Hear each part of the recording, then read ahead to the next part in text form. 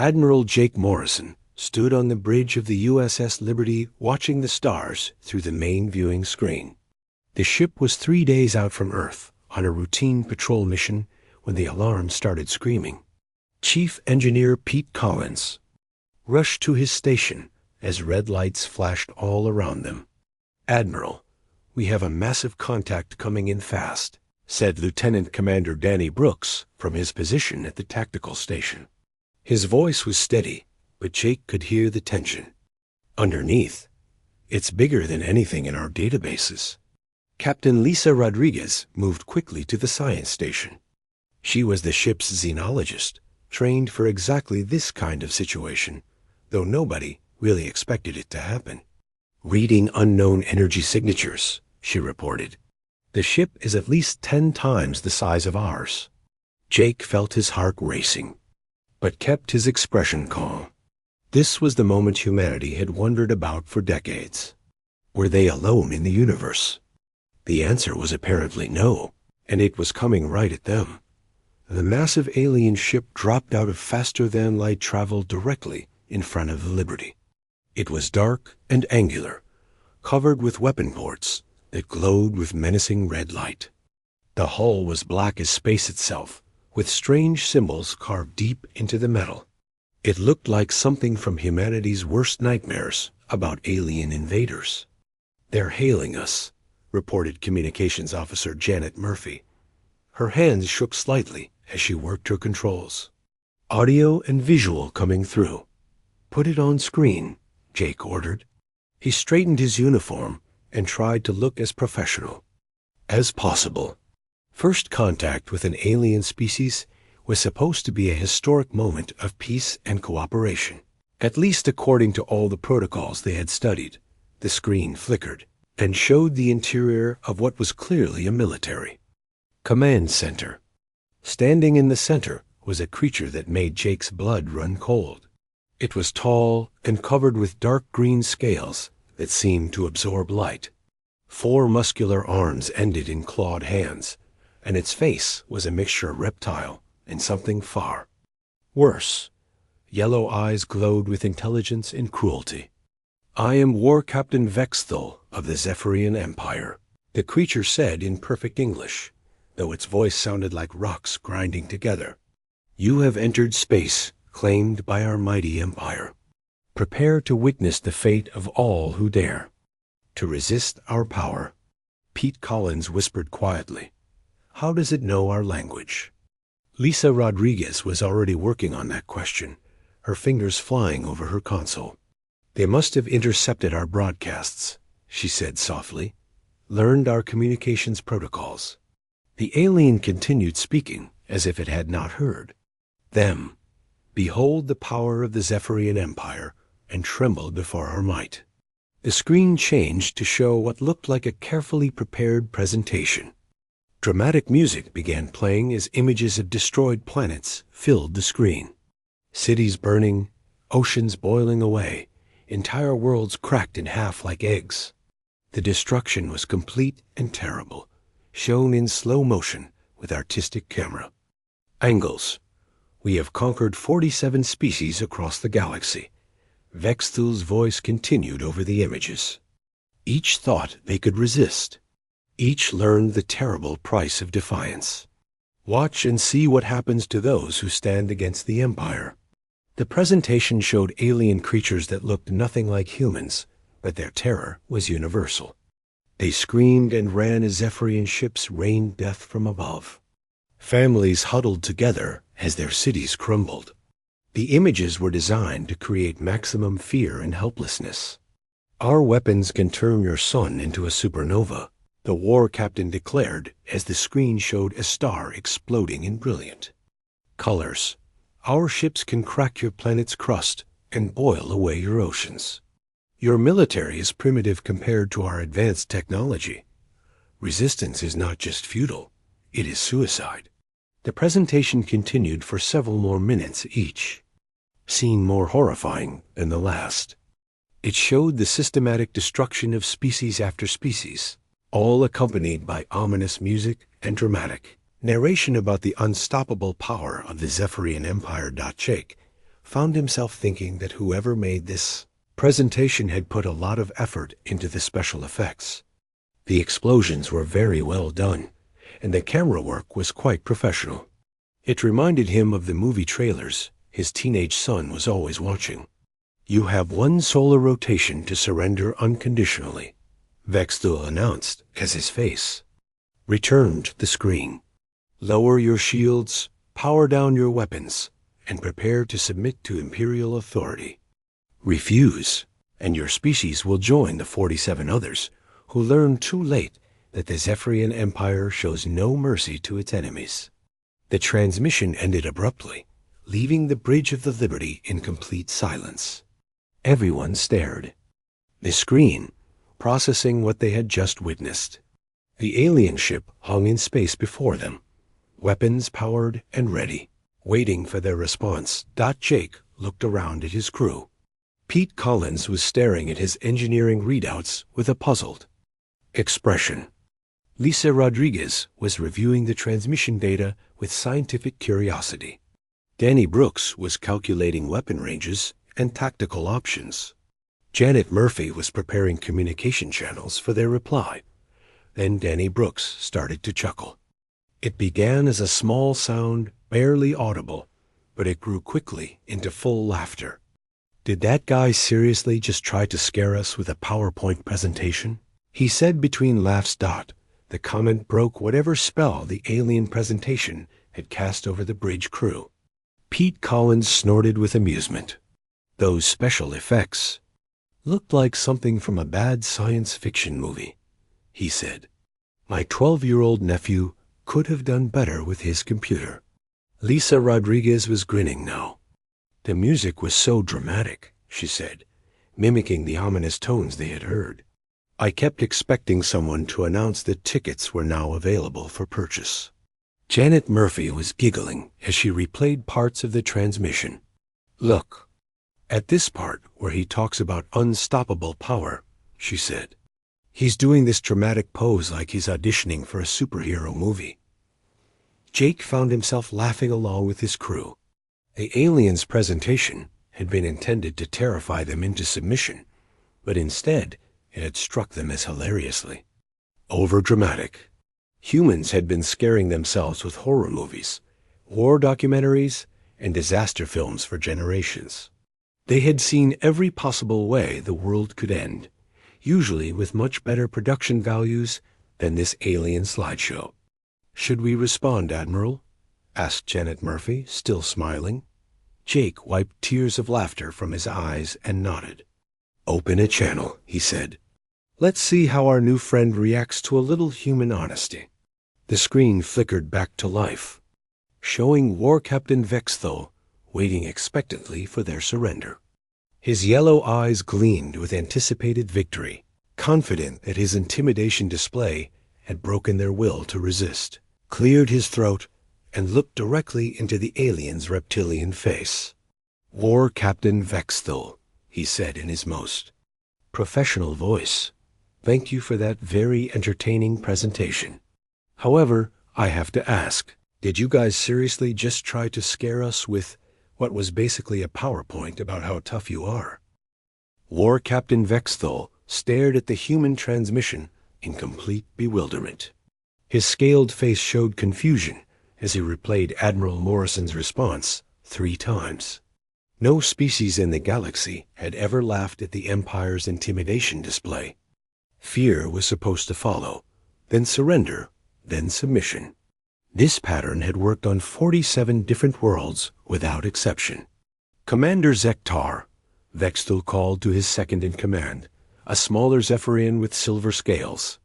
"Did the translation systems malfunction? The humans appear to be expressing amusement at our demonstration of superior power."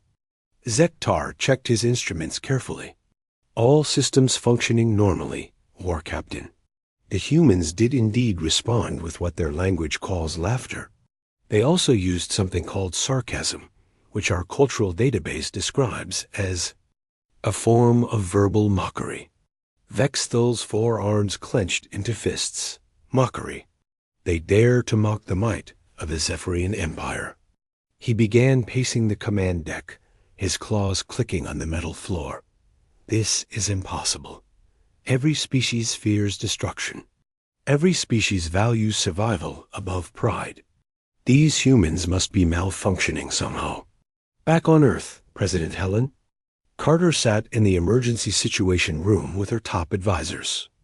The footage from the USS Liberty had been transmitted immediately Earth and was now being analyzed by every intelligence agency on the planet. Secretary of Defense Roy Mitchell looked up from his tablet with a puzzled expression. Madam President, our xenology teams have reviewed the alien transmission multiple times, Roy said. Their technology is definitely advanced, probably centuries ahead of ours. But their psychological warfare tactics are surprisingly primitive. It's like they've never encountered a species that doesn't scare easily. NASA Director Amy Lewis nodded. In agreement. The presentation itself was technically impressive, but the content was almost childish in its approach. They showed us explosions and destruction like that would automatically make us surrender. Have they never heard of action movies? President Carter leaned back in her chair. So you're telling me that this alien empire has conquered dozens of worlds using scary slideshows? That appears to be the case, said Dr. Maya Patel, Earth's leading anthropologist who had been called in to analyze the situation. From what we can determine, they've built their entire military strategy around fear-based intimidation. They show up, demonstrate their weapons, threaten total destruction and species surrender rather than fight. Roy Mitchell pulled up another screen showing global communications traffic. Madam President, you need to see this. The public reaction to the alien encounter has been quite interesting. The screen displayed social media feeds from around the world. Internet comedian Tony Garcia had already created a parody video of The Alien Ultimatum, complete with dramatic music and over-the-top special effects that looked remarkably similar to the Zephyrian presentation. The video had gained 3 million views in 2 hours. They're calling it the Galactic PowerPoint, Amy Lewis said with a smile. The hashtag is trending worldwide. People are making memes about dramatic alien presentations and comparing them to bad corporate training videos. Dr. Patel brought up more examples on her tablet. Look at these responses from around the globe. Horror movie fans are comparing the alien footage to their favorite films and finding it lacking. Military historians are pointing out that the destruction scenes look too clean and organized. Even children are saying the aliens are trying too hard to be scary. President Carter watched video after video of humans responding to the alien threat with humor, analysis, and creative mockery. Dr. Patel, in your professional opinion, why aren't we terrified? Humans have a unique relationship with fear, Madame. President, Dr. Patel explained. We've spent thousands of years scaring ourselves for entertainment. We create horror movies, write apocalyptic novels, play violent video games, and participate in extreme sports. We've imagined every possible way to die, usually with much better special effects than these aliens provided. She pulled up comparative images showing scenes from popular Earth movies next to the Zephyrian presentation. These aliens are trying to intimidate us with images that look like something from a 1950s science fiction film. Meanwhile, our entertainment industry has been depicting realistic alien invasions for decades. We've seen Independence Day, War of the Worlds, Pacific Rim. Their slideshow looks amateur in comparison. Back in space, War Captain Vexthal was receiving urgent communication from Supreme Overlord Kethmarok, the ruler of the Zephyrian Empire. The massive holographic display showed an even larger and more intimidating Zephyrian with golden scales, and elaborate ceremonial armor. War Captain, explain this failure. Kethmarok's voice boomed through the ship's speakers. Your report indicates the humans showed no fear response to our standard intimidation protocol. This is unprecedented in Empire history. Vegethul straightened to attention. Supreme Overlord, The humans appear to have some form of psychological defect. They responded to our demonstration with what they call humor.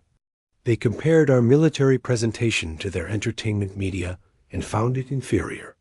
Impossible, Kethmarok declared. All sentient life forms fear death and destruction. All species value survival over pride. These humans must simply not understand the threat they face. Perhaps we should demonstrate our power more directly, suggested Commander Zektar. Destroy one of their smaller settlements to show we are serious. Supreme Overlord Kethmarok considered this suggestion. No, we do not waste ammunition on primitives. Instead, we will increase the scale of our intimidation. Send the Second Fleet to Earth immediately. Double the number of ships. Triple the weapon demonstrations. Show them footage of more recent conquests with better visual quality. It shall be done, Supreme Overlord, Vexthul replied. Meanwhile, the crew of the USS Liberty continued monitoring the alien ship. Captain Lisa Rodriguez had been analyzing the Zephyrian technology and making disturbing discoveries. Admiral, their weapons are definitely real and extremely powerful, she reported to Jake Morrison. They could destroy our ship with a single shot. However, their psychological warfare systems are incredibly sophisticated. They have detailed files on 47 different species, all conquered using fear-based tactics. Chief Engineer Pete Collins looked up from his station. So they're like galactic bullies who never met anyone who wouldn't get scared. That's actually a very accurate assessment, Lisa replied. Their entire military doctrine appears to be based on intimidation rather than actual combat. They show up, scare the local population, and accept surrender. They've probably never fought a real war against a species that refused to be intimidated. Lieutenant Commander Danny Brooks was monitoring long-range sensors when he detected new contacts. Admiral, multiple ships approaching from deeper space. Looks like they're bringing reinforcements. Jake Morrison smiled grimly. Well, it seems our new friends didn't appreciate our honest feedback about their presentation. Let's see what they try next. The Second Fleet arrived in Earth's solar system 6 hours later. 50 massive Zephyrian warships took positions around Earth, their weapons powered and ready. The lead ship immediately began broadcasting an even more elaborate intimidation display, this time featuring recent conquests with improved special effects and more dramatic music. Captain Steve Parker, now commanding the hastily assembled Earth Defense Fleet, watched the new presentation from the bridge of his cruiser. When it finished with another ultimatum for immediate surrender, he opened a communication channel to the alien fleet. Thanks for the fireworks show, Steve said calmly. But we've got Michael Bay movies that are more impressive than this. Also, your dramatic music needs work. Maybe try something less obvious next time. Supreme Overlord Kethmarok stood in his command chamber aboard the Imperial flagship, staring at reports that made no sense. 2 separate fleets had failed to intimidate a single primitive species. His golden scales rippled with barely controlled rage as he reviewed the human responses to their demonstrations. They called our presentation inadequate, he said to his war council. They compared our military superiority to something called entertainment media. They suggested we hire better music composers. His forearms gestured wildly as he spoke. In 3,000 years of empire expansion, no species has ever responded with suggestions for improvement. General Mortek, a battle-scarred veteran with missing scales from countless campaigns, stepped forward. Supreme Overlord, perhaps these humans are simply too primitive to understand the threat. Their technology is centuries behind ours. They may lack the intelligence to comprehend their situation. No, Kethmarok replied, reviewing the intelligence reports again. Their responses show clear understanding of our capabilities. They acknowledge our superior weapons and technology, yet they continue to mock our methods. This requires personal attention. He turned to address his entire war council. Prepare the Grand Fleet. Every available ship, every weapon, every soldier. We will surround their planet with such overwhelming force that even these defective humans will understand their hopeless position. I will personally oversee their surrender. Back on Earth, humanity had been anything but idle during the alien posturing. Colonel Ashley Turner ran the crash program to analyze captured alien technology from debris that had drifted too close to human ships. Working alongside brilliant engineer Marcus Chon, they had made several important discoveries about Zephyrian systems. The alien technology is incredibly advanced, Ashley reported to the Emergency Military Council. Their weapons can indeed destroy planets, and their shields can withstand anything we currently have. However, we found something interesting in their psychological warfare systems. Marcus Chun brought up holographic displays showing alien COMPUTER code. Their entire military doctrine is built around fear response measurements. They have detailed psychological profiles for every species they've conquered, all based on predictable terror reactions. When their intimidation display reaches a certain fear threshold, they expect immediate surrender. General Patricia Hill leaned forward to study the data. So what happens when the fear threshold is never reached? Their systems don't know how to respond, Marcus explained. It's like they've never encountered a species that doesn't get scared. Their tactical computers are probably running error messages right now trying to figure out what's wrong. Dr. Kevin Stone, a military psychologist, had been studying human responses to the alien threat. I've been analyzing global reaction patterns, and I think we have a unique advantage here. Humans have spent millennia being scared by other humans. We've survived wars, plagues, natural disasters, and economic collapses. We've invented horror as entertainment and extreme sports as recreation. He pulled up comparative studies showing human fear responses versus other Earth species. Most animals have simple fear reactions: fight, flight, or freeze. Humans have developed much more complex responses. We can be afraid and angry at the same time. We can find terror entertaining. We can face overwhelming odds with humor and stubbornness. Colonel Ashley Turner nodded thoughtfully.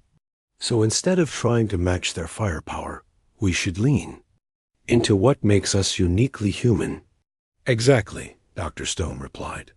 These aliens expect conventional military responses because that's all they've ever encountered. But humans aren't conventional.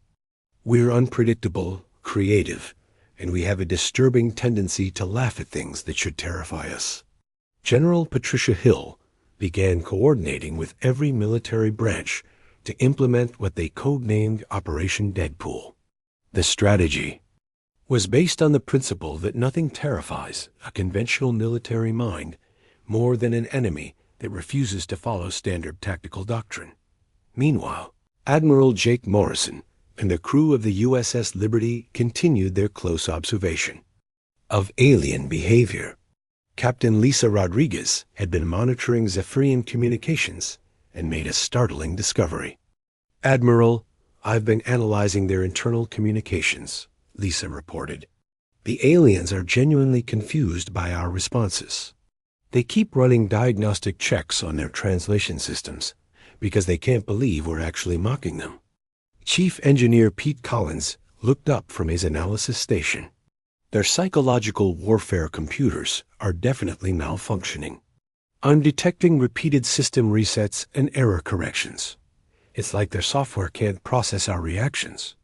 Lieutenant, Commander Danny Brooks was monitoring the approaching alien reinforcements. Admiral, you need to see this. Long-range sensors are picking up the largest fleet movement in recorded history. Thousands of ships heading our way. The Grand Fleet arrived in Earth's solar system like a mechanical storm. Massive Zephyrian dreadnoughts surrounded the planet in perfect formation, their weapons creating a web of destruction that could obliterate continents. The fleet was so large, it blocked out entire sections of stars. Supreme Overlord Kethmarok himself appeared on every screen across Earth, his golden scales glittering in the light of 1,000 ship displays. His presence was genuinely intimidating, radiating the authority of someone who had personally conquered dozens of worlds. Humans of Earth, his voice boomed across every communication channel. I am Supreme Overlord Kethmarok, ruler of the Zephyrian Empire and conqueror of 47 worlds. Your species has shown unprecedented disrespect for Imperial authority. This ends now. The display behind him showed the Grand Fleet in all its terrible glory. Weapons that could crack moons charged with visible energy. Shields that could withstand. Stellar radiation glowed with power. The sheer scale of destruction surrounding Earth was genuinely overwhelming. You see before you the combined might of 3,000 years of galactic conquest, Kethmarok continued. Every ship in this fleet has participated in the destruction of civilizations. Every weapon has turned planets to dust. Every soldier has witnessed the final moments of species that dared to resist Imperial will. The presentation that followed was far more sophisticated than previous attempts. It showed real-time footage of the Grand Fleet's weapons being tested on asteroids, reducing massive rocks to atomic particles in seconds. It demonstrated their defensive capabilities by withstanding simulated stellar explosions. The technological superiority was undeniable and genuinely frightening. Surrender immediately and unconditionally, Kethmarok demanded. Submit to Imperial authority and accept your place as subjects of the Empire. Refuse and witness the complete extinction of your species. You have one final opportunity to choose survival over pointless defiance. The transmission ended, leaving Earth surrounded by the largest military force in galactic history. Every human on the planet could look up and see alien ships blocking out the sky. The threat was real, immediate, and absolutely overwhelming. And Admiral Morrison's response came through every communication channel on Earth and reached every ship in the Grand Fleet. His voice was calm and conversational, as if he were discussing weekend plans with friends. Supreme Overlord Kethmarok, thanks for bringing the whole family to visit. Very impressive fleet you've got there. However, I have a question that's been bothering me. If you're so powerful and we're so primitive, why do you keep trying to convince us how scary you are, instead of just doing scary things? Also, my tactical officer wants to know if he'd be interested in settling this with a dance-off instead of all this dramatic posturing. The silence that followed was deafening. Across the Grand Fleet, Zephyrian commanders stared at their communication systems in disbelief. Supreme Overlord Kethmarok himself appeared frozen in shock. Captain Lisa Rodriguez chose that moment to begin broadcasting Earth's most ridiculous action movies directly to the alien fleet, complete with her own sarcastic commentary about unrealistic explosions and impossible physics. The psychological impact on aliens who had never encountered the concept of entertainment was devastating. For the first time in 3,000 years, the Zephyrian Empire faced an enemy that might actually be insane. War Captain Vexthal sat in his command chamber staring at the human entertainment broadcasts that had been flooding their communication systems for the past 6 hours. His scaled hands trembled slightly as he watched something called a horror movie, where humans created elaborate scenarios to frighten themselves for pleasure. The concept was so alien to Zephyrian, thinking that his mind struggled to process it. Commander Zektar, he called to his second-in-command, explain to me why these humans voluntarily watch images of their own species being killed in creative ways. Zektar consulted the cultural analysis computer, which had been working overtime trying to understand human psychology. The database indicates they call it entertainment, War Captain. They appear to enjoy being frightened in controlled situations. They have entire industries dedicated to creating fear for recreational purposes. Vexthul watched a scene where humans were being chased by monsters through a dark forest.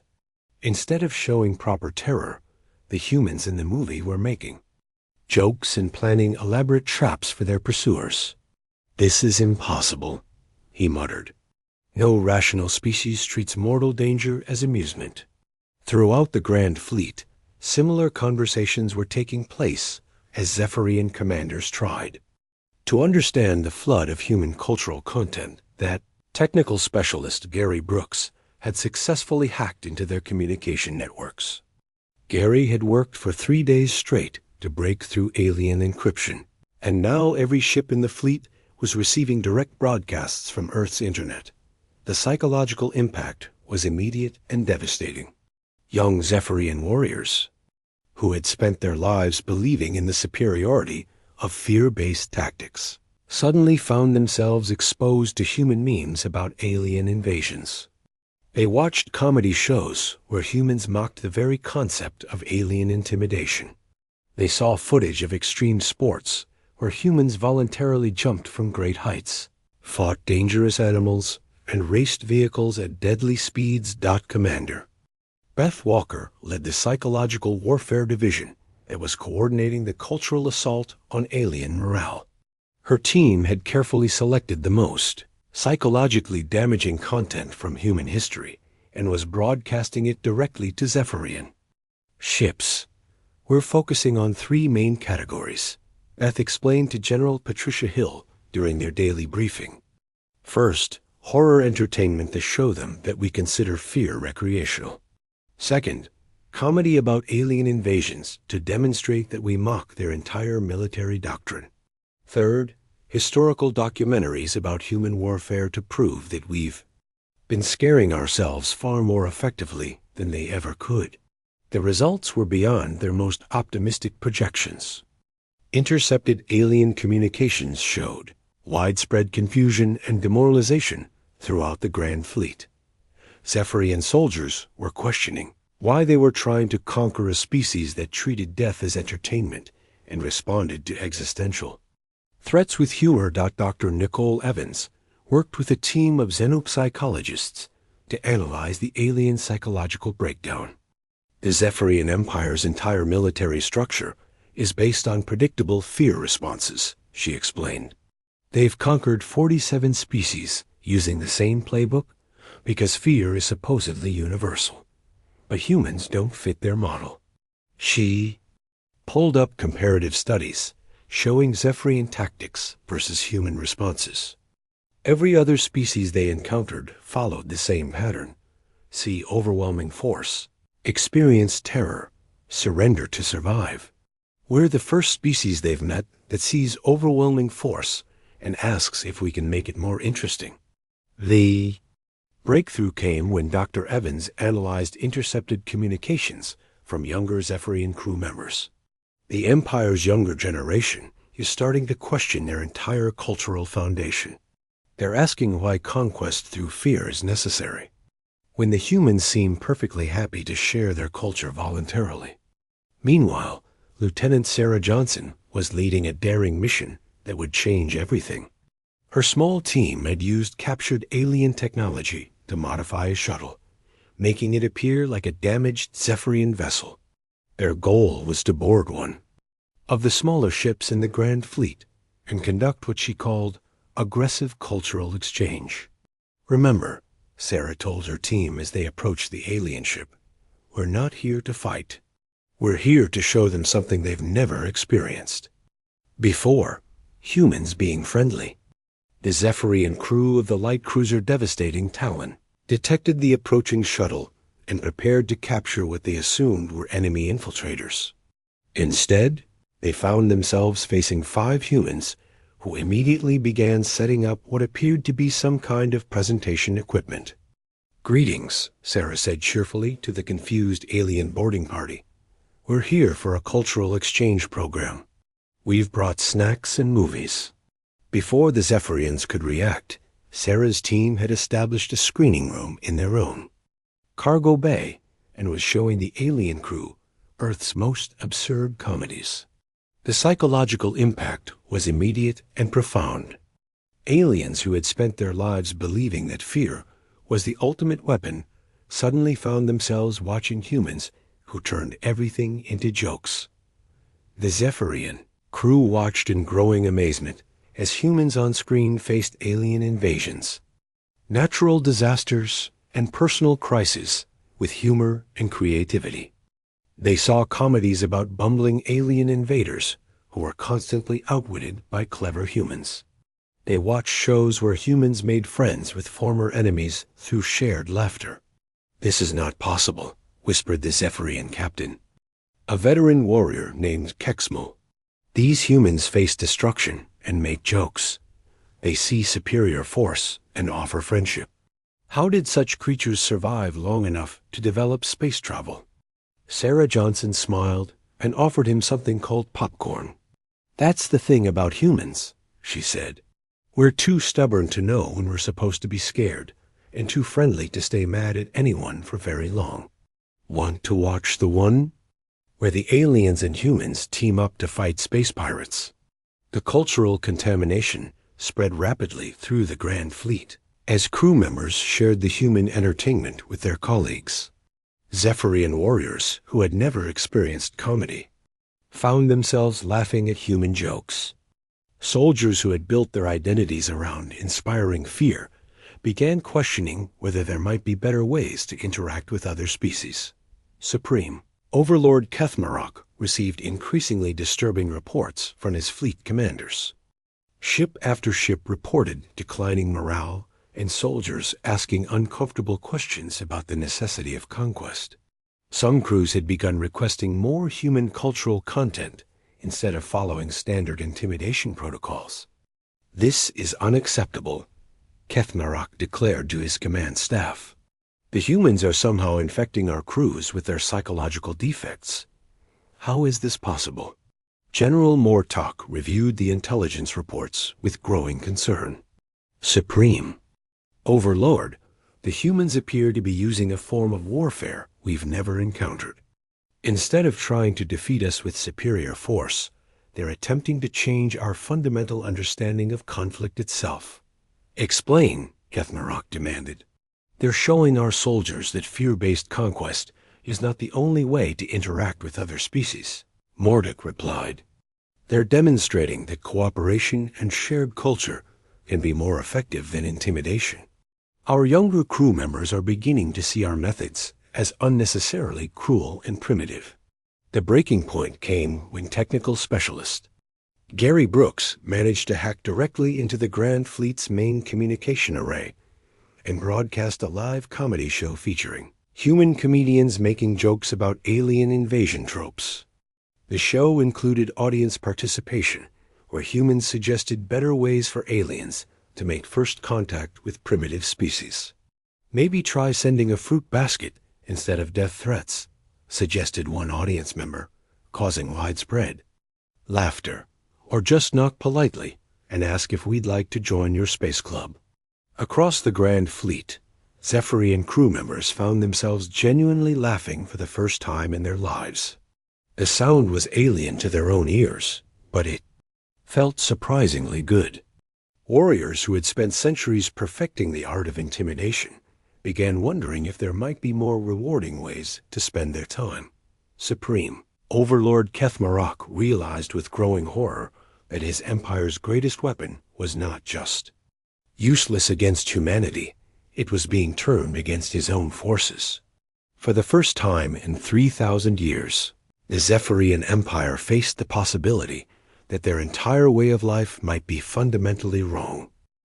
Supreme Overlord Kethmarok stood alone in his private command chamber, watching reports that confirmed his worst fears. Half of his Grand Fleet was now requesting permission to establish peaceful cultural exchanges with humanity. Young Zephyrian warriors were abandoning their posts to watch human entertainment broadcasts. Some ships had even begun painting colorful designs on their hulls after seeing human art. The empire that had dominated the galaxy for 3,000 years was falling apart because of comedy shows and friendship offers. Kethmarok's golden scales had lost their luster as the weight of failure pressed down on him. He had personally led the largest military force in galactic history, and somehow the humans had defeated it without firing a single shot. War Captain Vexthul requested permission to enter the command chamber. When Kethmarak granted it, his subordinate approached with an expression that the Supreme Overlord had never seen before. It looked almost like what humans called hope. "Supreme Overlord, I have received a communication from the human leadership," Vexthul reported. "They are requesting a private meeting to discuss what they call alternative solutions to our current situation." Kethmarak S4 Arms gestured dismissively.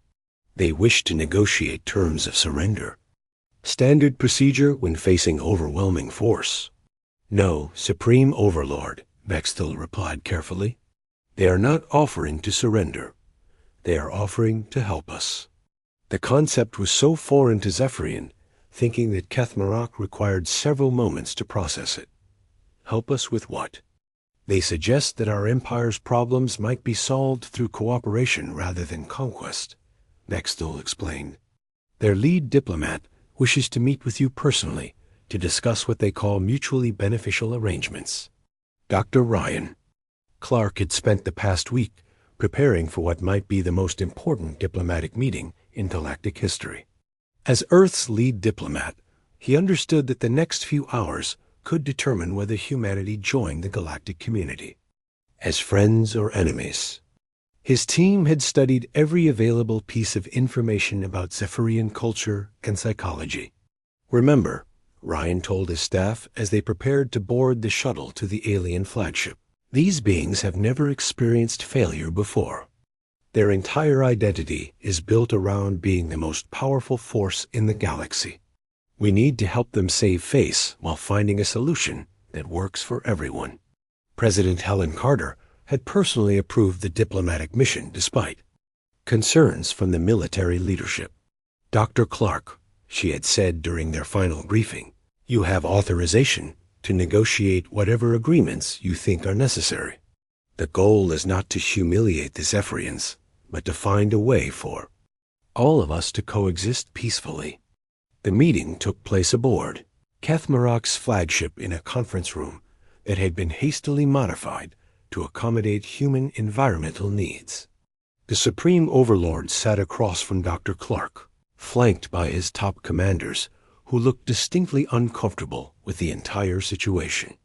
"Human diplomat," Kethmarak began in his most intimidating voice, "you face the ruler of 47 conquered worlds. What could your primitive species possibly offer that would interest the Zephyrian Empire?"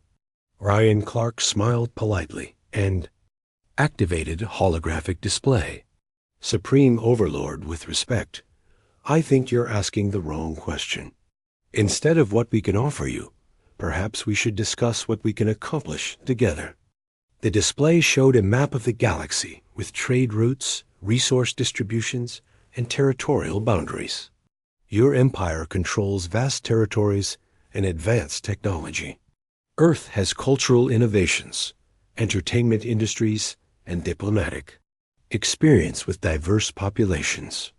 Separately, we each have limitations.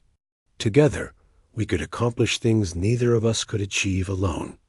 Kethmarak studied the display with growing interest despite himself. "Explain this cooperation concept." "Your empire has succeeded through fear-based intimidation," Ryan continued.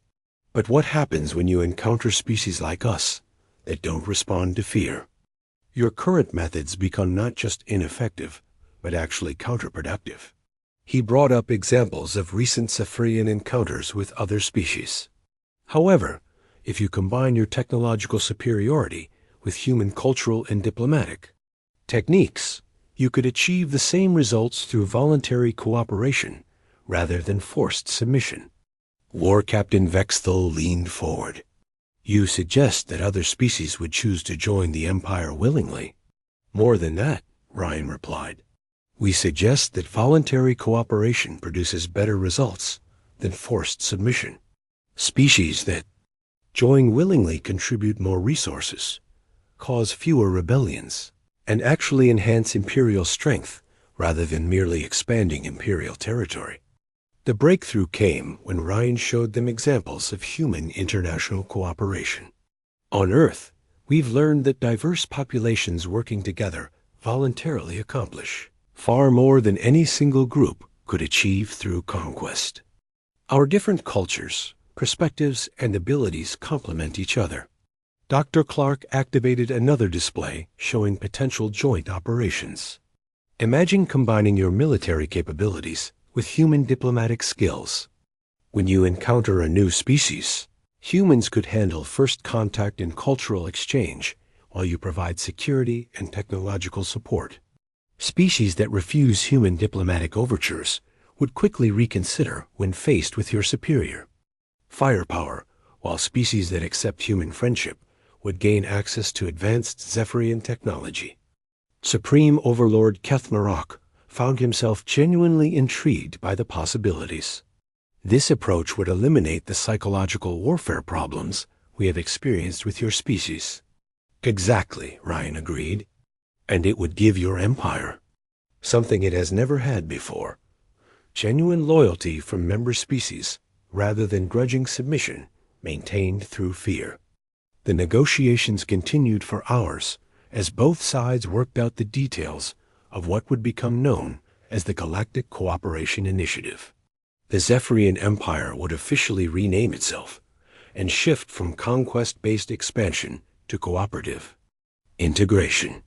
Humans would serve as cultural ambassadors and diplomatic specialists, while Zephyrians provided military security and advanced technology. Captain Jennifer Wright was chosen to lead the first joint human Zephyrian exploration mission. Her ship, equipped with both human diplomatic facilities and Zephyrian defensive systems, would seek out new species for potential cooperation rather than conquest. This feels strange, she admitted to War Captain Vexthal as they prepared for their first mission together. 6 months ago, you were trying to scare us into submission. Now we're partners exploring the galaxy together. Vexthal, who had begun calling himself Captain Vex at human suggestion, nodded thoughtfully. I have learned much from your species about the value of cooperation. Though I admit I still do not understand why you find danger entertaining. Their first joint mission was a complete success. When they encountered the warlike Krathan species, Captain Wright's attempts at peaceful negotiation were initially rejected. However, when the Krathan saw the massive Zephyrian dreadnought backing up the human diplomatic vessel, they quickly reconsidered their position.